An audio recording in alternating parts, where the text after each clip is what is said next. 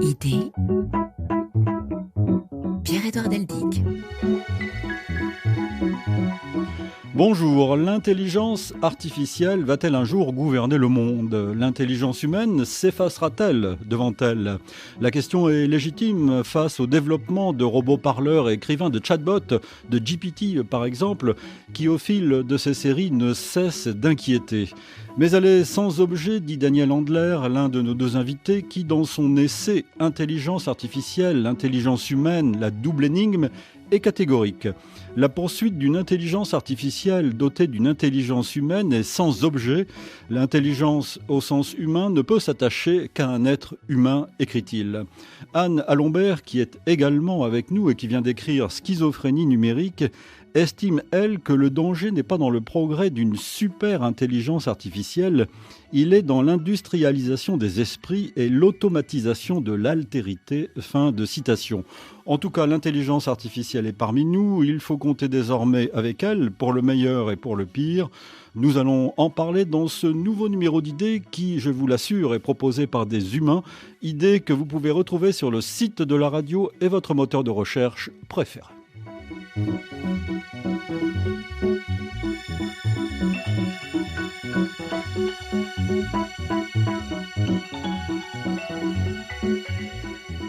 Bonjour Anne Alombert. Bonjour. Merci d'être à ce micro. Vous êtes maître de conférences en philosophie française. Vos recherches portent sur la question des rapports entre vie technique et esprit dans l'histoire de la philosophie, ainsi que sur les enjeux anthropologiques des transformations technologiques contemporaines. Et vous appartenez au Conseil national du numérique. Peut-être faut-il rappeler ce qu'est ce Conseil national du numérique. Oui, volontiers, merci beaucoup. Alors ce Conseil national du numérique, en fait, c'est une commission qui regroupe actuellement un certain nombre de chercheurs et d'économistes, de journalistes, de spécialistes de la technologie, d'entrepreneurs, qui réfléchissent en fait aux enjeux anthropologiques de la mutation technologique numérique et qui publie un certain nombre de rapports sur ces sujets en se focalisant à chaque fois sur une problématique particulière. Par exemple, comment le numérique affecte les savoirs, comment le numérique affecte l'attention, comment le numérique affecte la démocratie, les institutions, etc., etc. Et vous venez donc d'écrire Schizophrénie numérique chez Alia. Bonjour Daniel Handler. Bonjour. Vous êtes professeur émérite à l'université de la Sorbonne, Sorbonne Université doit-on dire, membre de l'Académie des sciences morales et politiques. Vous nous proposez Intelligence artificielle, intelligence humaine, la double énigme, un livre publié chez Gallimard. Je voudrais que nous commencions cette émission avec une question d'actualité, un fait d'actualité, qui est la démission de Geoffrey Hinton. Elle est survenue il y a quelques semaines, début du mois de mai. Geoffrey Hinton était un des pionniers, il est toujours, de l'intelligence artificielle à Google. Il a quitté la maison et officiellement, c'est parce qu'il est en désaccord, il se pose des problèmes de conscience. N'a-t-il pas dit qu'une part de lui-même regrette l'œuvre de sa vie? Il a l'air de se poser des questions. Comment en sommes-nous arrivés là, Daniel Handler ? Alors, si vous permettez une anecdote personnelle, simplement pour donner quand même une idée justement de la profondeur historique. On n'est pas en siècle, mais on est en décennies. Les choses vont vite dans ce monde. En 1985, j'ai participé à l'organisation d'un grand colloque qui s'appelait Cognitiva et qui était consacré à ce champ en émergence qui comprend du côté humain les sciences cognitives et du côté technologique et numérique, l'intelligence artificielle. Et il y avait une table ronde à laquelle j'avais invité Jeff Hinton, justement, et Yann Lequin. Yann Lequin, à l'époque, était un doctorant qui travaillait dans le bureau à côté du mien, dans l'ancien site de l'école polytechnique. Alors Yann Lequin qui est un des pères fondateurs, enfin des pères de l'intelligence artificielle chez Facebook. Aujourd'hui. Yann Lequin, Jeff Hinton et Yoshua Bengio, qui lui est à l'Université de Montréal, ont reçu conjointement le prix Turing il y a 4-5 ans, et dont qui est le prix Nobel, qui est une sorte de prix Nobel de l'informatique. Et Yann Lequin, avec lequel j'ai de bons rapports, on discute de temps en temps. J'ai aussi parlé à Bengio, pas directement à Hinton. Yann Lequin dit, voilà, c'est au moment de cette rencontre, de cette table ronde, qu'on s'est rendu compte, Hinton et moi, qu'il y avait une idée mathématique, si vous voulez, qui pouvait peut-être marcher alors qu'on y avait renoncé jusqu'à présent. Cette idée mathématique, c'est l'algorithme d'apprentissage, de la rétropropagation, qui est la base du deep learning. Et le deep learning est la base de ce qu'on appelle aujourd'hui l'intelligence artificielle, mais qui n'est qu'une deuxième phase de l'intelligence artificielle, après la phase initiale qu'on appelle parfois symbolique ou classique, etc. Et ce qui est tout à fait étonnant, c'est que pendant très longtemps, donc, le deep learning, ce qu'on appelait à l'époque le connexionnisme, qui est un terme que je trouve plutôt sympathique et euphonique, plus que le deep learning ou l'apprentissage profond, le connexionnisme était en quelque sorte minoritaire et a eu beaucoup de mal pour entrer en quelque sorte dans la danse. Et c'est en 2012, finalement, qu'un modèle connexionniste a battu à plat couture les modèles précédents, les modèles de l'époque précédente. Et c'est à partir de ce moment-là que l'intelligence artificielle que nous voyons aujourd'hui faire la une des journaux s'est développée. Alors, Hinton partage en quelque sorte les craintes de beaucoup de gens. Je répète, il dit qu'une part de lui-même regrette l'œuvre de sa vie. Voilà, alors l'œuvre de sa vie, c'est effectivement d'avoir été, disons, le premier primus inter pares, en quelque sorte, des inventeurs du deep learning, c'est-à-dire du paradigme dominant aujourd'hui en intelligence artificielle. C'est ce paradigme qui a conduit donc à ces instruments, les chatbots dont vous parlez, et ces instruments font peur à tout le monde. Et ce que Hinton veut se donner le droit de réfléchir de manière critique aux résultats de ses propres recherches, et c'est pour ça qu'il a démissionné de Google. Il ne pouvait pas être à la fois jugé parti. Anna Lambert, ça veut dire que la créature échappe à ses initiateurs, en quelque sorte ? Je ne sais pas si elle échappe à ses initiateurs, mais en tout cas, ça veut dire que la créature est très ambivalente, très problématique, disons, et que ça met en question, à mon avis, la notion même de progrès technologique. L'idée que toute avancée technologique serait par essence bonne. Non, précisément, ce que nous montre cette réaction du concepteur ou de l'inventeur, de l'un des concepteurs ou de l'un des inventeurs du deep learning, c'est précisément que ces technologies numériques sont la plupart du temps diffusées dans les sociétés avant que leurs enjeux psychiques, sociaux, anthropologiques n'aient pu être évalués, pensés, réfléchis. Et c'est un énorme problème. On avait déjà eu en fait un phénomène similaire avec les réseaux sociaux, par exemple, puisque un certain nombre de concepteurs, enfin l'ancien coprésident de Facebook, puis même l'ancien président de Facebook, s'était repenti un petit peu de la même manière, en montrant, finalement en découvrant que ce réseau social avait des effets très dangereux sur l'attention des utilisateurs et en défendant à leurs enfants de l'utiliser. Et ils avaient publiquement diffusé des vidéos, etc., pour expliquer les enjeux de Facebook. Donc voilà, tout cela, à mon avis, correspond à un même phénomène, qui est un phénomène de disruption, c'est-à-dire que les innovations technologiques sont diffusées tellement vite dans les sociétés avant que leurs enjeux n'aient pu être évalués, que finalement on se retrouve avec leurs concepteurs et leurs inventeurs qui regrettent finalement cette accélération technologique et ses effets potentiellement néfastes. Daniel Handler, on est arrivé à ce stade, c'est la fin d'un processus, c'est la suite d'une évolution que vous expliquez dans ce livre, Intelligence artificielle, intelligence humaine, et vous citez d'emblée Alan Turing, justement, le grand mathématicien qui a eu un rôle clé pendant la Seconde Guerre mondiale, en découvrant une machine qui permettait de déchiffrer des codes. Alan Turing qui disait en 1950 « Nous pouvons espérer que les machines pourront égaler les hommes dans tous les domaines purement intellectuels ». C'est ce que vous appelez l'intelligence artificielle prométhéenne, non ? Oui, c'est cela. C'est-à-dire cette idée que c'est prométhéen en deux sens. D'abord, c'est en quelque sorte voler le secret des dieux, en l'occurrence la création, la théorie de l'évolution qui a produit l'intelligence humaine, que ce secret qui a conduit quand même à quelque chose qu'on ne peut pas ne pas admirer, en tout cas sur lequel on doit s'interroger, et c'est ce qu'on fait depuis des milliers d'années. Donc à la fois, c'est voler ce secret et pour en faire quelque chose. Et c'est en même temps une ambition extraordinaire, puisque faire une machine intelligente, c'est-à-dire associer deux termes qui, a priori, sont antinomiques. Une machine, c'est, dans l'esprit de beaucoup de gens, c'est bête, et pourtant elle serait intelligente. Et donc c'est un projet d'une ambition extraordinaire. Donc prométhéen, ça veut dire à la fois ayant, disons, touché à quelque chose de sacré, ou en tout cas extraordinairement mystérieux et dangereux, et c'est en même temps développer un projet d'une ambition terrible dont on voit aujourd'hui effectivement les effets.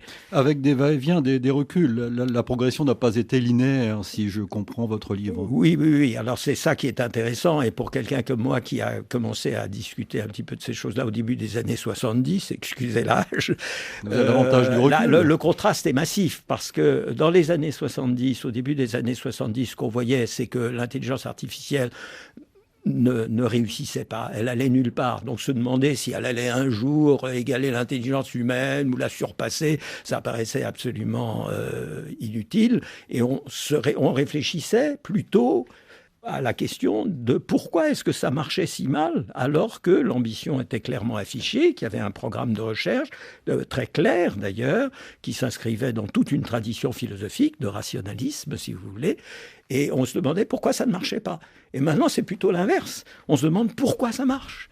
Et évidemment, on doit se demander quels sont les effets dangereux, voire toxiques, voire destructeurs de cette nouvelle intelligence artificielle. Alors, ce qui change les choses, Anna Lambert, vous l'écrivez dans ce livre, Schizophrénie numérique, c'est une référence à Gunther Anders, non, cette schizophrénie ? Oui, alors en partie, effectivement, puisque Gunther Anders parlait d'une schizophrénie artificiellement produite dans un livre donc, qui s'intitule L'obsolescence de l'homme et qui est sous-titré Sur l'âme à l'époque de la révolution industrielle, donc qui s'intéresse en fait à la manière dont les environnements médiatiques et techniques affectent les facultés psychiques, les facultés cognitives, les esprits finalement, tout simplement. Hein. Et quand il parle de schizophrénie artificiellement produite, c'est pour dire, eh bien, en raison de la démultiplication des dispositifs médiatiques, donc de la presse, de la radio, de la télévision aussi, qui émergent à cette époque-là, nous sommes finalement un petit peu dispersés, disloqués dans 1000 temps et 1000 espaces différents. Et c'est cette expérience de dislocation qu'il décrit ainsi et qui s'est évidemment démultipliée aujourd'hui avec les médias numériques. Alors, je disais donc, ce qui est notable aujourd'hui, c'est que toutes les sciences s'y mettent en fait dans cette question de l'intelligence artificielle. Vous parlez de la convergence entre les sciences cognitives, la psychologie comportementale, les neurosciences, l'informatique et les techniques de persuasion, afin que les interfaces numériques deviennent des moyens d'influencer les pensées et les comportements. Là, on est sorti de petit à petit, je ne sais pas si on peut dire les choses comme ça, de la science pure à une science qui s'est donné un objectif très déterminé, non ? Oui, Anna Lambert. En tout cas, à une instrumentalisation d'un certain nombre de théories scientifiques, disons, à des fins qui sont... des fins très spécifiques, hein, puisque effectivement ces technologies persuasives que j'évoque dans ce livre, elles sont conçues et développées dans un certain nombre de laboratoires, notamment dans la Silicon Valley, et le but est donc de concevoir un certain nombre d'interfaces et de fonctionnalités numériques qui ont pour fonction d'influencer donc les pensées et les comportements des individus, hein, en stimulant un certain nombre de réflexes, un certain nombre aussi de mécanismes entre guillemets cérébraux et cognitifs. Et pour ce faire, effectivement, eh bien les concepteurs et les développeurs de ces technologies articulent à la fois des recherches en psychologie cognitive, en psychologie comportementale, des recherches en informatique, des recherches en design aussi, recherches qui pourraient être articulées tout autrement, hein. Et qui pourrait en fait servir à la conception de technologies numériques contributives, qui favorisent la délibération, qui favorisent l'interprétation, la discussion. Donc effectivement, il y a une sorte de retournement de ces sciences à des fins politiques potentiellement dangereuses. C'est aussi votre avis, Daniel Lambert ?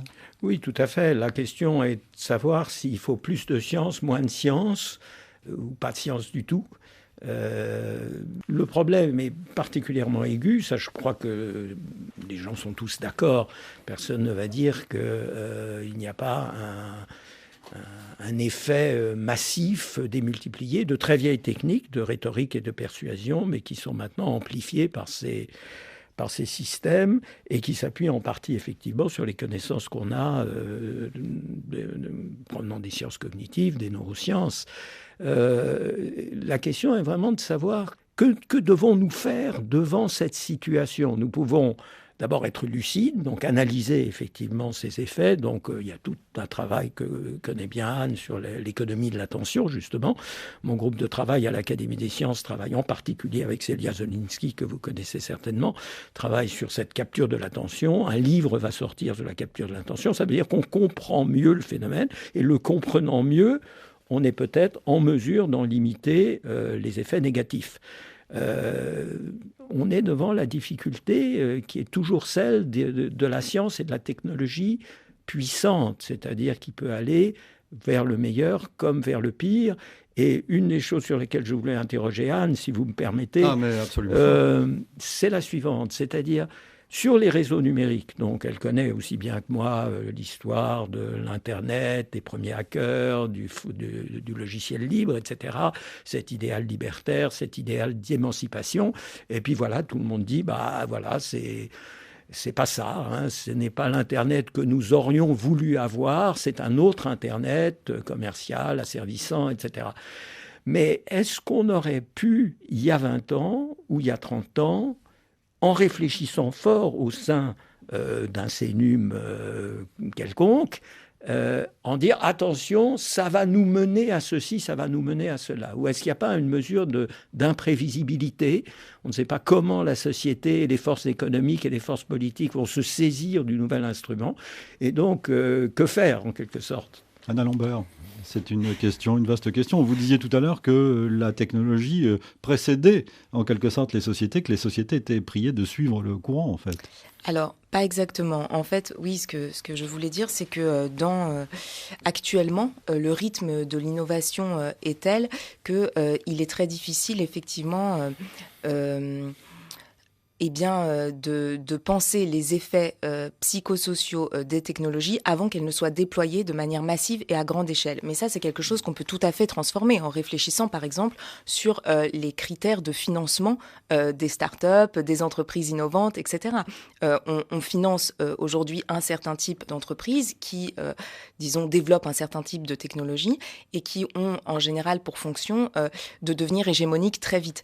On pourrait imaginer qu'on change ces critères de financement, que l'industrie numérique se développe autrement et que, par exemple, une entreprise comme OpenAI n'ait jamais pu diffuser massivement à une échelle quasiment planétaire un dispositif comme ChatGPT parce qu'on aurait pu juger en amont que, d'un point de vue social, d'un point de vue politique, en raison notamment de la production massive de désinformation que ces outils risquent de produire, une telle innovation n'était pas socialement souhaitable dans le contexte actuel. Ce qui ne veut pas dire pour autant que l'apprentissage automatique, que le deep learning et que toutes ces modèles mathématiques, parce qu'en fait, il ne s'agit pas du tout d'intelligence. Je rappelle que des fameux algorithmes. Voilà, ce sont des algorithmes, ce sont des théories. Donc des créations humaines. Oui, tout à fait. Des créations humaines collectives, fruits de l'intelligence collective des mathématiciens, des ingénieurs, etc. Donc il ne s'agit absolument pas d'une intelligence artificielle en ce sens-là. C'est pour ça qu'il est important de bien définir les termes. Mais en tout cas, ces inventions-là peuvent être très intéressantes.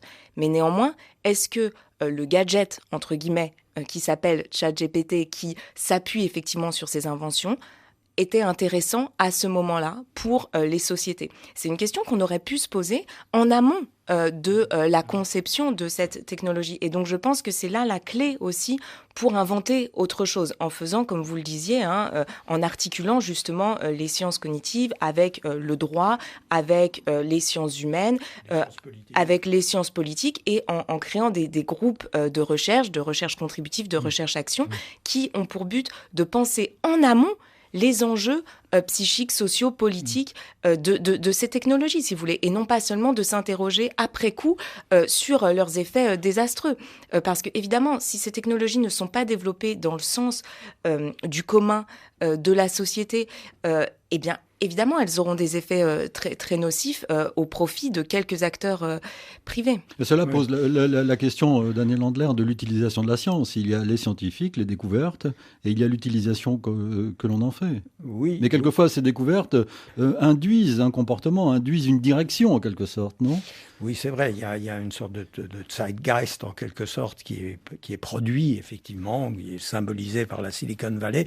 Mais justement, à propos de cette Silicon Valley et de la nécessité de réfléchir avant de lancer ChatGPT, comme vous le savez. Alors, il faut rappeler en un mot, Daniel Landler, ce qu'est, parce que ça nous paraît évident, mais ce qu'est ChatGPT. Alors, ChatGPT, donc, c'est un chatbot, c'est-à-dire c'est un logiciel qui permet de produire des réponses à toutes sortes de requêtes, y compris des requêtes compliquées qui ne figurent nulle part dans le web, mais ChatGPT arrive à, en quelque sorte, assembler des éléments qu'il tire de sa gigantesque mémoire associative. C'est ça, parce qu'il a été nourri, en quelque sorte. Il a été nourri par le web entier, n'est-ce pas ? Donc, c'est-à-dire, c'est pas tout à fait toute la connaissance humaine, mais c'est une bonne quantité de la connaissance humaine. Et alors, ce qui est intéressant, c'est que Google, justement, avait renoncé à lancer l'équivalent de ChatGPT qui était prêt à sortir, mais ils se sont dit, oulala, il faudrait quand même faire attention, il faut réfléchir avant de le lâcher dans le public. Et aujourd'hui, Google, qu'est-ce que ne peut pas ne pas faire Google, c'est d'essayer de rattraper OpenAI. Et donc, on a, si vous voulez, effectivement, pour le dire de manière extrêmement peu subtile, on a en quelque sorte les forces de la réflexion, du bien, etc. Et puis les forces qui ne sont pas nécessairement les forces du mal, mais c'est les forces du marché. Par exemple, comme vous le savez, il y a eu un appel à moratoire, qu'on arrête tout pendant 6 mois, qui a été signé par toutes sortes de gens, mais évidemment personne ne croit que le moratoire va être appliqué et personne ne pense qu'il va l'être et personne ne le souhaite vraiment parce que ces 6 mois vont permettre aux Chinois et aux Russes et aux Indiens et aux Japonais, mais surtout les Chinois évidemment, de rattraper leur retard. Donc il ne s'agit surtout pas d'arrêter les choses pendant 6 mois. Alors vous parliez tout à l'heure de Yann Lequin, qui est un des créateurs de cette intelligence artificielle, qui dans une interview au Monde, une longue interview au Monde, dit que ralentir la recherche, après cette demande de moratoire, c'est faire preuve d'un obscurantisme, d'un nouvel obscurantisme, dit-il. Et au contraire, Yoshua Bengio, dont vous parliez également, lui dit il est indispensable aujourd'hui de mettre en avant le principe de précaution. Mais on a vraiment l'impression que la course est tellement folle que personne ne peut l'arrêter, Anna Lambert, non ? Actuellement, oui, effectivement, il y a une véritable course à l'innovation qui a été lancée. Maintenant, moi, je pense que la question, plus généralement, quand on prend un petit peu de recul, elle est moins entre, disons, le ralentissement ou l'accélération qu'entre... disons que la question, pour moi, c'est plutôt comment inventer un modèle différent. C'est-à-dire comment... penser, concevoir et puis développer, expérimenter des technologies numériques qui ne fonctionnent pas sur le seul principe des calculs automatisés, mais qui laissent la place justement à la délibération, à l'interprétation, à la réflexion humaine d'une certaine manière. Comment agencer ces automatismes numériques, ces automatismes computationnels avec les facultés psychiques et collectives de délibération, d'interprétation, de réflexion. Et je pense que c'est là qu'il y a une véritable nouveauté qui peut émerger. Alors que, d'une certaine manière, cette course à l'innovation, à mon avis, c'est une course vers la catastrophe, même si elle est peut-être inévitable, mais en tout cas, je pense que c'est dangereux. Yoshua Bengio, Daniel Landler, Anne dit et compare la situation dans laquelle nous sommes avec l'intelligence artificielle avec le changement climatique. Il dit ce qui se joue avec l'IA est assez comparable à ce qui se passe avec le réchauffement climatique. On sait que les effets en cascade sont possibles et qu'on n'aura peut-être aucun moyen de les contrôler à partir du moment où le point de bascule sera dépassé. Alors là, je me sépare un petit peu de Bengio. Je ne crois pas tant que ça à ce point de bascule. C'est une longue tradition qui remonte à au moins 30 ans ou 25 ans. C'est l'idée de la singularité, c'est l'idée du moment où l'intelligence artificielle aura atteint un tel degré, en quelque sorte, de puissance qu'elle commencera à prendre les choses en main. Et ça, je partage, disons, le scepticisme de Yann Lequin, notamment sur ce point. Je ne vois pas pour l'instant, et je crois qu'on est assez nombreux à partager cet avis, je ne vois pas une prise de pouvoir par l'intelligence artificielle. Aujourd'hui. Alors, cela dit, il est certain qu'on pourrait imaginer un autre type de point de bascule, c'est-à-dire sans du tout que les logiciels actuels, les systèmes d'intelligence artificielle aient atteint une intelligence ou pseudo-intelligence, on aura peut-être le temps ou pas d'y revenir. On y vient dans quelques secondes. D'accord. Soit super puissants, mais ils peuvent être, notamment ce dont je parle dans mon livre, être transformateurs. C'est-à-dire qu'en se combinant à des mécanismes politiques, économiques, de rivalité entre nations, militaires, etc., on arrive effectivement à un point qui soit incontrôlable. Non pas que les logiciels soient devenus plus intelligents que nous, ou qu'ils aient pris le pouvoir, mais que l'ensemble, en quelque sorte, de la société planétaire ait perdu le contrôle de ce qui arrive. Et de ce point de vue-là, si c'est ça que Bengio veut dire, ça ressemble effectivement au changement climatique. Aujourd'hui, quand on voit ce qui se passe en Chine, on peut s'inquiéter de l'utilisation précisément de l'intelligence artificielle, la reconnaissance faciale, par exemple. Ah oui, ça c'est évidemment les renforcements des moyens de surveillance c'est le totalitarisme arrivé à sa perfection en quelque sorte. Et est-ce qu'on peut revenir là-dessus? Alors une chose quand même donc comment faire là tout de suite? Il y a donc d'une part imaginer des systèmes hybrides laissant davantage la place à l'autonomie humaine, au sens critique, etc., ce que propose Anne, qui me paraît un très beau programme. Il y a aussi dans l'immédiat l'idée de la régulation. Donc il y a d'énormes efforts, comme Anne le sait très bien, d'une part en Europe, mais d'autre part également aux États-Unis. Donc c'est ainsi que, pas plus tard que hier ou avant-hier, dans le New York Times, il y avait un long article de la présidente de la Federal Trade Commission qui mettait les points sur les i, sur les dangers actuels et sur la manière d'empêcher un certain nombre de grandes entreprises monopolistiques et de petites entreprises qui, dans leur sillage, de transformer la société, de porter atteinte de manière irréversible à notre vie privée, et ainsi de suite. Donc il y a quand même un effort international pour essayer, en tout cas, de limiter les effets des tendances actuelles. Vous écoutez RFI et nous parlons dans ce numéro de l'intelligence artificielle avec nos deux invités, Anna Lambert qui vient d'écrire Schizophrénie numérique chez Alia et Daniel Handler qui a rédigé lui cet essai qui s'intitule Intelligence artificielle, intelligence humaine, la double énigme chez Gallimard. Il nous faut parler de l'intelligence quand même, parce que ce terme intelligence artificielle, n'est-ce pas aujourd'hui un oxymore, Daniel Handler? Alors c'est une question en fait compliquée. Pourquoi est-ce que beaucoup de gens pensent que intelligence artificielle c'est un oxymore ou qu'il faut moi c'est ce que je propose pour suspendre un petit peu la discussion, pour la remettre un peu plus tard, mais dans le livre elle est développée. Mais provisoirement, on peut mettre un trait d'union entre intelligence et artificielle en disant c'est un truc qui n'a rien à voir avec l'intelligence, comme ça, ou en tout cas, on reste... Une séparation entre intelligence et artificielle. Voilà. Mais ce qui est paradoxal, en revanche, c'est le fait que les gens, d'une part, reconnaissent que personne ne sait ce qu'est l'intelligence, que c'est insaisissable, qu'il y a autant de définitions de l'intelligence que de gens qui s'y sont intéressés, et en même temps qu'il est tout à fait certain qu'une machine ne peut pas être intelligente.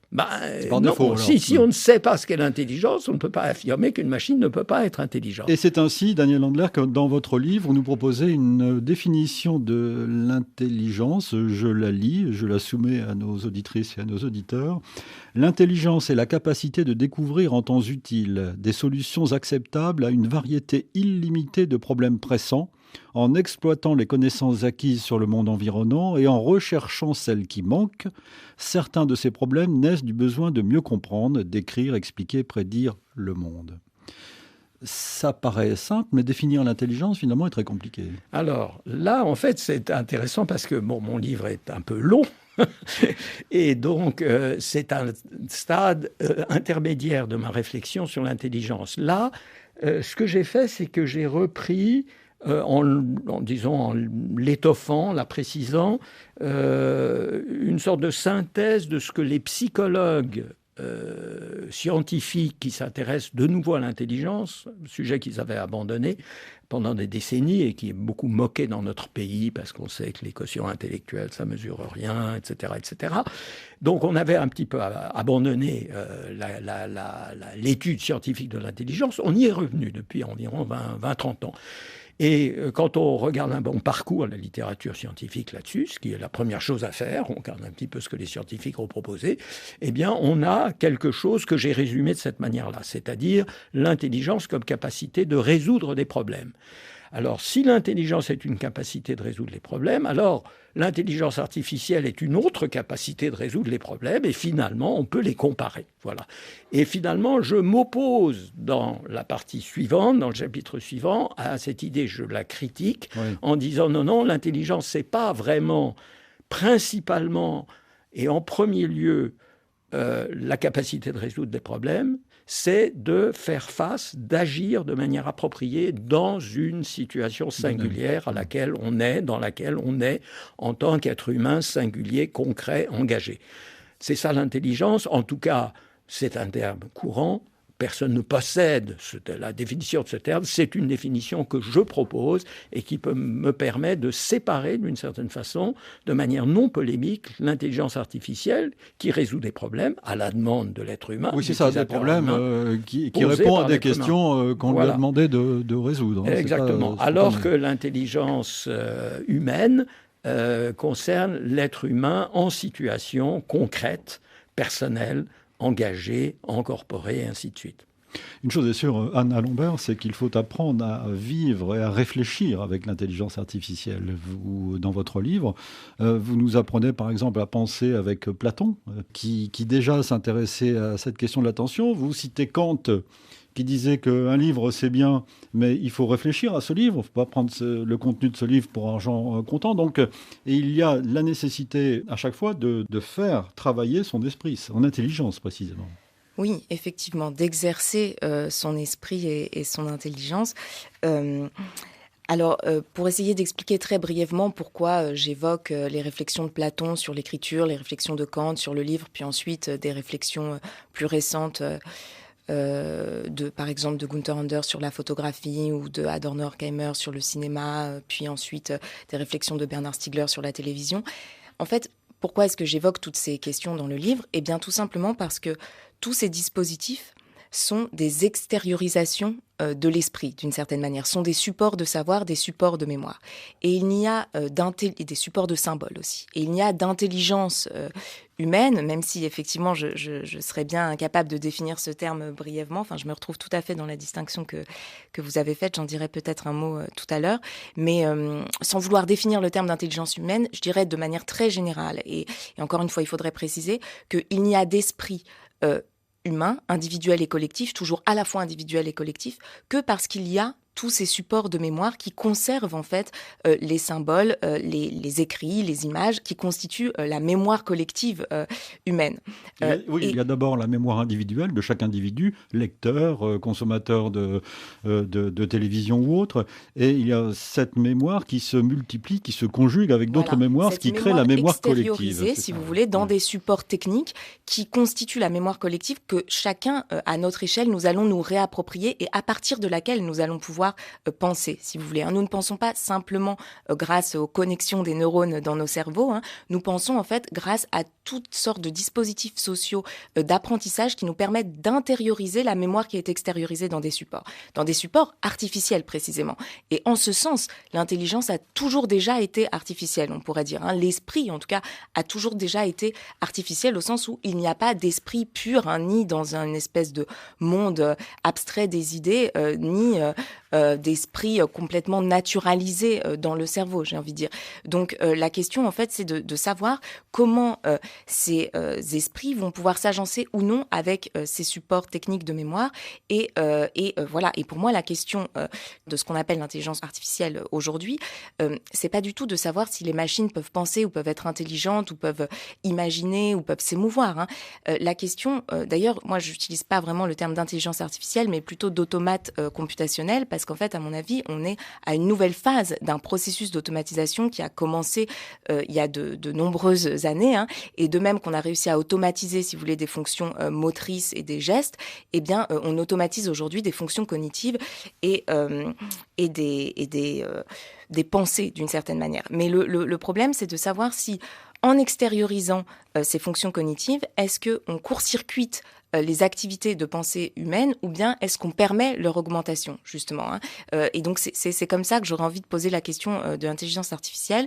Mais je voulais juste dire toute petite chose peut-être par rapport à ce que disait Daniel Handler à l'instant. C'est cette distinction entre, d'un côté, la résolution de problèmes et d'un autre côté, ce qu'on pourrait appeler une forme d'invention dans des situations concrètes de nouveautés. Elle me fait penser en fait à la distinction que fait Simondon, le philosophe Gilbert Simondon, entre le dressage d'un côté et l'apprentissage qui résonne vraiment avec vos analyses. Et Simondon dit finalement, une machine, on la dresse en fait. Elle doit répondre à des consignes qui lui ont été données et se rapprocher le plus possible d'un objectif qui a été fixé préalablement à l'avance, hein.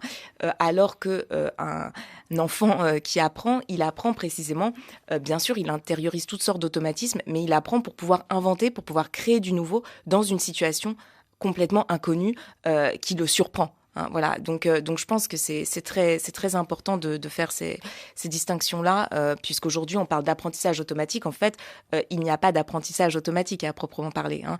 L'apprentissage suppose toujours d'être capable d'inventer du nouveau à partir des automatismes, donc de savoir désautomatiser, justement, hein. Mais là, nous sommes arrivés à un point critique. Anne Lombert, vous écrivez « Alors que le discours transhumaniste annonce les progrès exponentiels de l'intelligence artificielle, les études scientifiques se multiplient qui alertent sur les troubles psychiques engendrés par la surexposition aux écrans ou sur la destruction des capacités attentionnelles par la stimulation informationnelle. » Donc là, effectivement, nous sommes déjà à un point critique.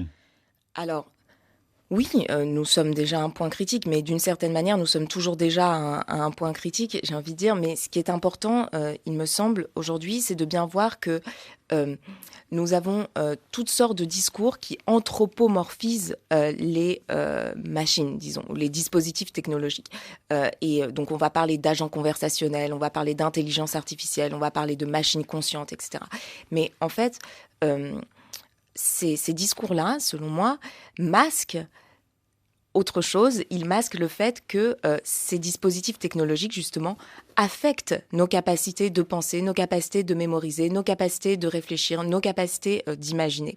Et ce sont les effets de ces dispositifs numériques sur nos capacités cérébrales, cognitives, psychiques qu'il faut interroger aujourd'hui. Et il faut cesser, si vous voulez, il faut suspendre ces interrogations sur l'intelligence, la conscience, l'apprentissage des machines qui, selon moi, n'ont pas de sens, en fait, hein, n'ont pas de sens philosophique, hein. Bon, je pourrais développer, mais voilà. C'est votre avis aussi, Daniel Handler? Je serais un peu moins affirmatif que Anne. Il y a des dispositifs, il y a quand même l'apprentissage, oui, l'apprentissage par exploration. Ça me fait penser aux travaux de mon ami Oudéher à Bordeaux, qui cherche à développer une nouvelle robotique. Et l'idée de base, c'est effectivement pour rendre les robots plus proches de l'humain, ce qu'on peut vouloir ou ne pas vouloir, craindre ou espérer, c'est qu'il faut donner au robot la même origine que le bébé humain. Donc il fait des bébés robots, des bébés robots auxquels il ne donne presque aucune disposition initiale et il les laisse explorer tout seuls leur environnement sans leur dire il faut que tu apprennes à marcher, il faut que tu apprennes à percevoir, à reconnaître le visage de ta mère ou quoi. Tu fais ce que tu veux, tu explores. Et c'est tout à fait fascinant de voir les bébés robots de Oudéher acquérir peu à peu une coordination motrice et ainsi de suite. Donc ça, c'est vraiment l'idée qu'un robot devrait être engagé depuis le début et découvrir tout seul. Et ce serait effectivement ça, l'idée d'un apprentissage qui soit en même temps une exploration, une invention en quelque sorte de soi, en même temps qu'une invention du monde, de l'Umwelt, qui va être le monde qui sera habité par soi et pas habité par une machine préprogrammée en quelque sorte. Un robot qui fabrique des petits robots, des bébés robots, ça vous inspire un commentaire, Anne Lombert? Ça vous inquiète? Non, je me demande un petit peu ce que ça signifie. ce que ça signifie philosophiquement. Mais c'est très compliqué. C'est assez vertigineux, oui. Oui, c'est assez vertigineux, effectivement, c'est sûr. Mais je crois qu'en tout cas, ce sont des questions très intéressantes. C'est-à-dire quand on aura réussi à reproduire la reproduction, est-ce qu'on aura créé du vivant artificiel, mais est-ce que l'expression de vivant artificiel a même un sens si le vivant est ce qui se reproduit lui-même? Vous voyez, c'est pas certain. Donc tout ça pose des questions fondamentales, je pense, philosophiquement. Mais pour moi, il faut les dissocier, les questions qui concernent la robotique, justement, des questions qui concernent l'automatisation numérique. Là encore, je m'appuie sur une distinction du philosophe Gilbert Simondon qui distingue bien le robot et l'automate et qui dit attention, c'est pas la même chose. Et l'automate, comment est-ce qu'il définit l'automate? Eh bien, l'automate, c'est d'une certaine manière un dispositif technique qui va arriver à des résultats similaires, mais par un processus et par des opérations tout à fait différentes. Et ce à quoi nous avons affaire avec, par exemple, ChatGPT dont on parlait tout à l'heure, mais déjà avec le test de Turing, ce sont des automates. C'est-à-dire que le résultat est le même. Quand vous lisez un texte généré automatiquement par un modèle de langage artificiel comme ChatGPT par exemple, vous ne voyez pas forcément la différence avec un texte produit par un humain. Enfin, je veux dire, vous pouvez vous tromper. Je serais bien la première à me tromper. Il y a le mythe de la caverne de Platon dans le livre de Daniel Handler, écrit par une intelligence artificielle. C'est quelque chose. Voilà, non mais tout à fait. Donc c'est similaire. Il y a une simulation, si vous voulez. Mais en revanche, le processus qui a permis la génération de ce texte n'est pas du tout le même. Par exemple, le mythe généré par ChatGPT a été produit grâce à des calculs statistiques, des calculs probabilistes. Mais si vous réécrivez, par exemple, le mythe de la caverne et que vous proposez votre propre interprétation de Platon, vous n'allez pas du tout faire des calculs sur les mots les plus probables qui se suivent les uns les autres, si vous voulez. Vous allez faire un exercice d'interprétation, d'invention, en fonction de votre expérience singulière, en fonction de vos attentes, de vos désirs, en fonction de vos lectures, de votre imagination. Ce qui fait qu'on va tous réécrire le mythe de la caverne de manière différente, justement, et de manière inimitable, j'ai envie de dire. Et c'est cette singularité qui est menacée par ces processus d'automatisation massifs. Daniel Handler. Non, c'était juste pour remarquer que c'est une distinction qu'on fait depuis longtemps, depuis déjà John Hoagland, qui l'a proposé la première fois. Il a distingué l'intelligence artificielle comme ersatz, c'est-à-dire ce que décrit sous le terme d'automatisation, donc Simondon et Anne à l'instant, et intelligence artificielle de synthèse, c'est-à-dire obtenir quelque chose par des moyens artificiels, mais qui est indiscernable de la chose elle-même. Donc vous avez l'urée produite par des organismes vivants, et puis on a fait une synthèse chimique de l'urée en 1828, Euler, si je me souviens bien de la date. Et une fois que c'est fait, c'est indiscernable. Or, là où peut-être je me sépare un tout petit peu de Anne, c'est l'idée qu'une fois qu'on a fait cette distinction et dire que ce qu'on appelle l'intelligence artificielle, c'est un ersatz, et pas du tout une véritable intelligence de synthèse, on s'est en quelque sorte débarrassé de tous les problèmes. Il reste quand même ces problèmes massifs, en quelque sorte, que représentent les réalisations actuelles. Et il y a ces craintes qui demeurent. Je reviens à Geoffrey Hinton pour conclure cette émission. Nous avons commencé avec lui, qui a donc quitté Google parce qu'il craint la diffusion, on l'a déjà remarqué, de fausses informations avec ChatGPT, la destruction d'emplois aussi, et le risque existentiel, dit-il, de l'apparition d'une intelligence numérique. Lui-même le dit. Oui. Et sur la question des fausses informations, on a tous été frappés ces dernières semaines, ces derniers mois, par ces photos diffusées par des intelligences artificielles, avec les guillemets qui s'imposent, qui étaient d'une redoutable efficacité dans le genre de la désinformation. Oui, absolument. Non, il y a d'où le besoin d'éthique dont vous parlez dans votre livre. C'est ça. Alors là, il y a donc un champ qui est maintenant investi largement, qui s'appelle l'éthique de l'IA. Et la réserve que j'ai par rapport, non pas évidemment à ces réflexions, de toute façon il faut toujours réfléchir, on ne réfléchit jamais assez, c'est de s'inquiéter de la manière dont l'IA peut être développée de manière éthique. Alors certainement, c'est déjà mieux que l'IA soit développée de manière éthique que de manière non éthique. Mais je pense que le problème central, c'est l'éthique du développement de l'IA, c'est-à-dire dans quelles conditions à quelles conditions et dans quelles circonstances est-il éthique de développer de l'IA. Et typiquement, dans le domaine des armes, on est là dans une question véritablement angoissante. Est-ce qu'il faut avoir des armes équipées de systèmes d'IA, des systèmes donc intelligents, automatisés, en faisant très attention que l'être humain reste dans la boucle, etc., etc. Ou est-ce qu'il faut simplement s'interdire d'introduire l'intelligence artificielle dans les armements ? Anna Lambert, c'est vous qui aurez la conclusion. Vous êtes d'accord avec cette notion d'éthique ? J'imagine que oui. La difficulté étant de l'appliquer véritablement, qu'elle soit concrète. Oui.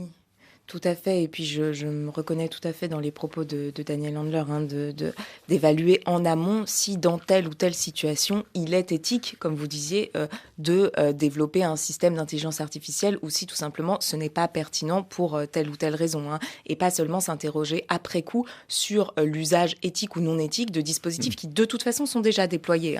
Donc la question c'est comment introduire dès la conception ces enjeux éthiques, entre guillemets, dans les dispositifs techniques. Et je dirais simplement, pour rebondir une dernière fois sur les propos de ce concepteur de l'apprentissage automatique et de l'apprentissage profond qui souligne les dangers d'une intelligence numérique, moi je dirais le danger, c'est pas une intelligence numérique, le danger c'est l'automatisation de la pensée. C'est contre ça qu'il faut essayer de se protéger, sans fantasmer une super intelligence artificielle, sans fantasmer la singularité technologique, mais en prenant en charge les dangers d'une automatisation généralisée, tout simplement. Merci Anna Lambert. Schizophrénie numérique, c'est le titre de votre livre. Votre essai est publié chez Alia. Merci Daniel Handler. Vous avez écrit, vous, Intelligence artificielle, intelligence humaine, la double énigme. Cet essai est publié chez Gallimard. Idée réalisée évidemment par Vanessa Rovensky. Vous pouvez retrouver ce magazine sur le site de la radio et votre plateforme numérique préférée. Nous vous donnons rendez-vous samedi prochain pour une semaine d'actualité, dimanche pour de nouvelles idées. Dans un instant, des nouvelles du monde sur RFI.